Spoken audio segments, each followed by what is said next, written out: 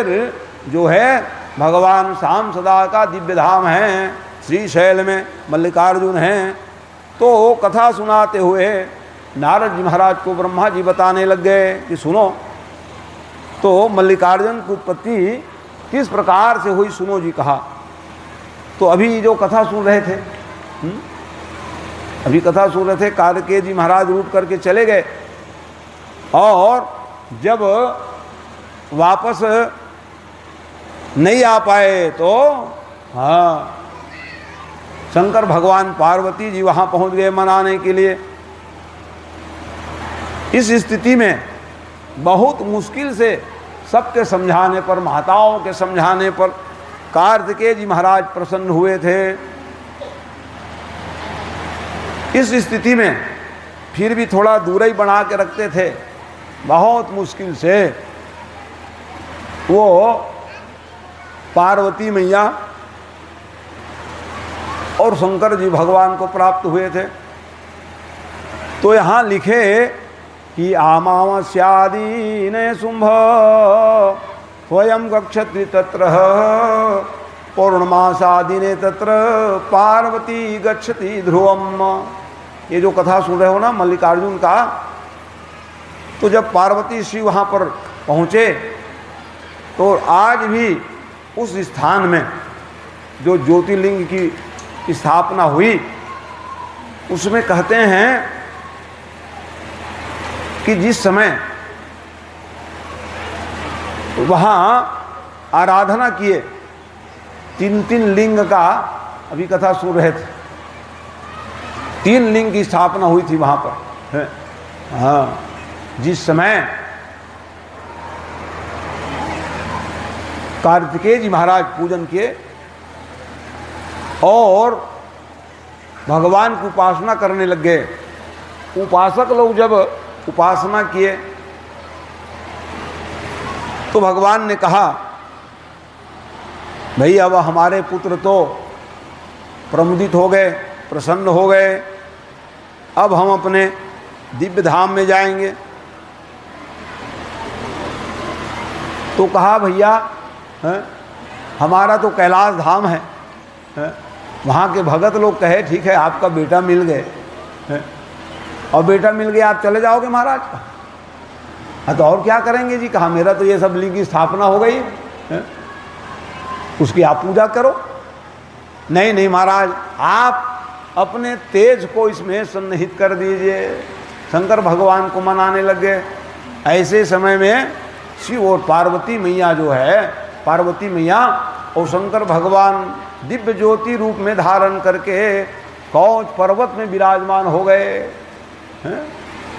तो कहा, वो 6 माताओं ने कहा, फिर अब ये बेटा को ले जा रहे हो हैं, तो हम अभी तक तो आपको हम देखे नहीं, लेकिन आज हमको मालूम चला इतने सुंदर सुकुमार कि आप माता पिता जी हो, आप कितने से उत्पन्न हुए, तो हमारे लिए कुछ दोगे कि नहीं दोगे। इसी कारण से भगवान शिव और पार्वती उसी दिव्य ज्योति में समाहित हो गई। और जिस कारण से आज भी लिख रहे हैं, वही लिखा, अमावस्या दिने शंभो स्वयं गच्छन्ति तत्र पौर्णमासा दिने तत्र पार्वती गच्छति ध्रुवम। कह दिए ये तो ठीक है आप ज्योति में समाहित हो गए, लेकिन दोनों आइएगा। लो, उस समय के भी वही शर्त रखे, आज ठीक है आप ज्योति रूप में तो आप एक रूप में यहाँ पर विराजमान हो गए प्रभु, लेकिन आप कृपा कर दीजिएगा। तो यहाँ लिख रहे हैं कब कब आते हैं वहाँ पर, प्रत्येक पर्व में तो अमावस्या के दिन में भगवान शंकर आते हैं, कह रहे हैं। हाँ, वही कौंच पर्वत में जो मल्लिकार्जुन माना गया भगवान शिव जी का स्थान है, तो और पूर्णिमा को पार्वती मैया पहुंच जाती वहाँ। आज भी नियम है, कह दिए आपको आना होगा, अब भगत कह दिए माने आना ही पड़ेगा। भगत हे तू भगवान प्रभु हैं, भक्तों की इच्छा को पूर्ण करने के लिए आज भी वहाँ पार्वती मैया हैं। और उसी दिन से मल्लिकार्जुन, ये जो कहते हैं श्रीशैले मल्लिकार्जुन, तो क्या हुआ, मल्लिका माने पार्वती और अर्जुन माने शिव जी। ये जो हम उस तीर्थ में जाते हैं, स्नान करते हैं, श्रीशैले मल्लिकार्जुन, ये 2 नाम हैं। तो 2 नाम का मतलब क्या हुआ? तो कहते हैं मल्लिका माने पार्वती और अर्जुन माने शिव जी। हाँ, मल्लिकार्जुन ये 2 नाम से संयुक्त है, वो तीर्थ का नाम बढ़ गया, मिलित रूप में तीनों लोकों में प्रसिद्ध हुआ। अब लो, इसके दर्शन करने से क्या लाभ है ये बता दूं। हाँ, अरे भाई ये तो मैं चर्चा कर दिया कि क्यों मल्लिकार्जुन, कहाँ पे है ये भी जान गए, क्या लाभ है। आज जरूरत है लोगों को क्या लाभ मिलेगा जी, उसको बताना परम जरूरी है।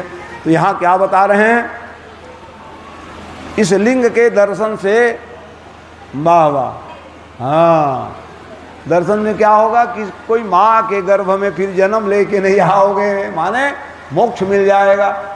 फिर जन्म लेते हो मर जाते हो, ये स्थिति नहीं बनेगी, और सभी प्रकार के मनोरथ सिद्ध हो जाते हैं, और जीते जीते सुख की प्राप्ति हो जावे। और मरने के बाद फिर हाँ, किनका जीवन सार्थक है? जन्म लेना किसका सार्थक है जी? ना पुनर्जन्म, फिर जन्म लेना ना पड़े। अभी कम से कम भगवान के शरण में जाए भाई, हैं, तब भगवान भले हमको भेज। अब जब भगवान भेजेंगे तो कहाँ दुख मिलेगा हमको बताओ। भाई भगवान घर से जाए रहोगे, जाओ रे बेटा, भारत देश में तो आना ही पड़ता है।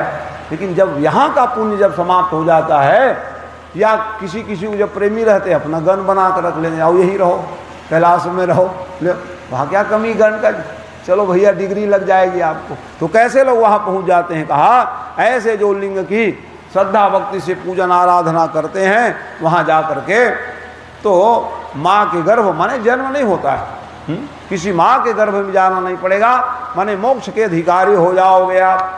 तो मुक्ति तो सभी पाने के लिए तड़प रहे हैं, सबको चाहिए मुक्ति, लेकिन साधना करने लग जाओ तो मोक्ष के अधिकारी हो जाओगे। तो मैंने आज 2 ज्योतिर्लिंग की कथा सुना दी, शेष 10 और ज्योतिर्लिंग की विशेष कथाएं, और भी सब कथाएं बची हुई हैं, हाँ, उसको भी सब बताऊंगा आप लोगों को, हैं। लेकिन ये गौन ना हो जाए इसलिए आज ही शुरू कर दिया हूँ मैं, हाँ, कि उसके लिए टाइम चाहिए।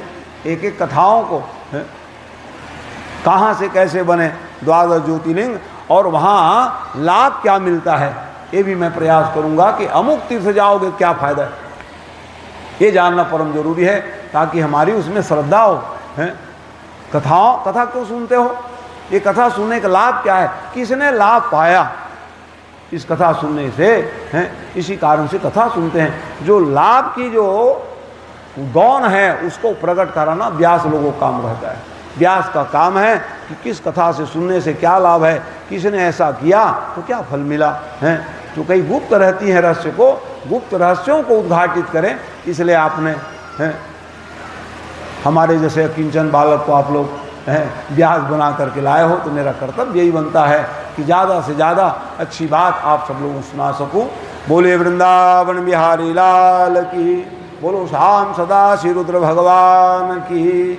तो आइए भगवान का मंगलमय नाम लेते हुए आरती का हम लोग गान करेंगे। तो समस्त ग्रामवासियों से भी निवेदन है, आइए सायंकालीन आरती का परम समय है, आइए सब लोग आरती में सम्मिलित हो जाइए, आरती का गान करें, अपने जीवन को धन बनाने का प्रयास कीजिए।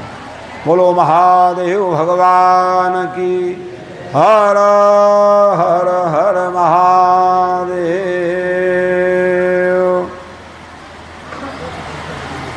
तो आइए भगवान का नाम लेते हुए अपने जीवन को धन बनाने का काम प्रत्येक जीवों को करनी चाहिए। तो मन को ले चलो भगवान के नाम, गोविंद जय जय गोपाल जय जय गोविंद, जय गोविंद जय जय गोपाल जय जय।